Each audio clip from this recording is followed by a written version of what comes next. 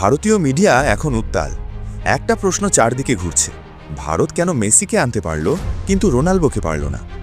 সংখ্যাটা শুনলেই চমকে উঠতে হয়। মেসিকে দেওয়া অফার ৬৭০ কোটি টাকা, প্রতি ছবি প্রায় ১৩ লাখ টাকা।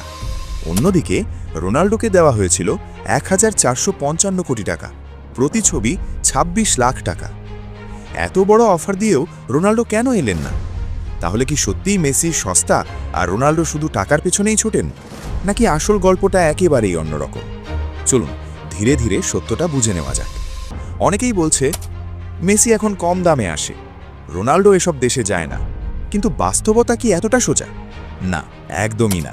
মেসি কখনোই নিজেকে সস্তা বানাননি, আর রোনাল্ডো শুধু লোভীও নন। পার্থক্যটা অন্য জায়গায়। মেসি এমন একজন মানুষ যিনি কখনো মিডিয়াতে দর কষাকষি করেন না, কখনো বলেন না এত না দিলে আমি আসব না। মেসির কাছে ফুটবল মানে শুধু খেলা না, ফুটবল মানে আবেগ, ফুটবল মানে মানুষ, ফুটবল মানে ফ্যানদের ভালোবাসা। মেসি জানেন ভারতে কোটি কোটি মানুষ তাকে ভালোবাসে। জানি অনেকে কখনো স্টেডিয়ামে গিয়ে তাকে দেখার সুযোগ পাবে না, তাই যখন সুযোগ আসে মেসি সেটা টাকা দিয়ে মাপেন না, মাপেন ভালোবাসা দিয়ে। কিছুদিন আগে একটা বড় খবর হয়েছিল, আর্জেন্টিনা বনাম ভারত ম্যাচ হতে যাচ্ছে। ভারতীয় ফ্যানদের আনন্দের সীমা ছিল না, কিন্তু হঠাৎ করেই সেই ম্যাচ বাতিল হয়ে যায়। ফ্যানদের মন ভেঙে যায়, অনেকে কষ্ট পায়, অনেকে মনে মনে বলে আমার কি কখনো মেসিকে সামনে থেকে দেখতেই পারবো না? মেসি এই খবরটা জানতেন। তিনি জানতেন ভারতীয় ফ্যানরা কষ্ট পেয়েছে, আর ঠিক সেখানেই আসে সেই সিদ্ধান্ত, এই ভারত সফর। মেসি চাইলে আরও বেশি টাকা নিতে পারতেন, ভারত রাজি ছিল, স্পন্সর রাজি ছিল, কিন্তু মেসি বলেননি আমাকে আরও দাও। কারণ এই সফরটা কোনো বাণিজ্যিক চুক্তি না, এটা একটা ভালোবাসার জবাব। মেসি চাননি ভারতীয় ফ্যানরা যেন ভাবে মেসি আমাদের অবহেলা করেছে। এই একটা কারণই যথেষ্ট।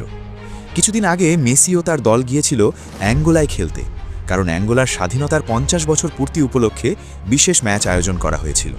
শোনা যায় অ্যাঙ্গোলার প্রেসিডেন্টের একটাই শর্ত ছিল, মেসিকে মাঠে নামতেই হবে। মেসি চাইলে এড়িয়ে যেতে পারতেন, কিন্তু তিনি তা করেননি। তিনি মাঠে নেমে ভক্তদের স্বপ্ন পূরণ করেছেন। মেসি এমন একজন মানুষ যিনি কখনো কারোর মন ভাঙতে চান না।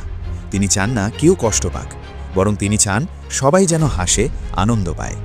এখানেই বোঝা যায় মেসি শুধু একজন মহান ফুটবলার নন, তিনি একজন অসাধারণ হৃদয়ের মানুষ।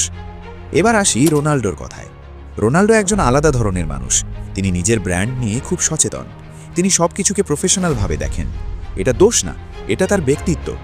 রোনাল্ডো মনে করেন সময়, শরীর, উপস্থিতি সব কিছুর মূল্য আছে, তাই তিনি বড় অঙ্কের অফার ছাড়া অনেক জায়গায় যান না।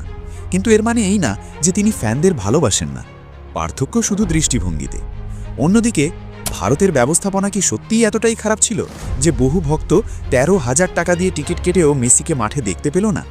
একবার ভাবুন, কত কষ্ট করে টাকা জোগাড় করে মানুষ শুধু নিজের আইডলকে এক নজর দেখার স্বপ্ন নিয়ে স্টেডিয়ামে গিয়েছিল, কিন্তু শেষ পর্যন্ত পেল শুধু হতাশা। ১৩,০০০ টাকা কোনো ছোট অঙ্ক নয়। এত টাকা খরচ করেও প্রিয় খেলোয়াড়কে না দেখা কতটা কষ্টের তা শুধু ভক্তরাই বোঝে। ভক্তদের পরিষ্কার তথ্য না দেওয়া, দুর্বল আয়োজন আর বাজে ব্যবস্থাপনার দায় পুরোপুরি আয়োজকদের।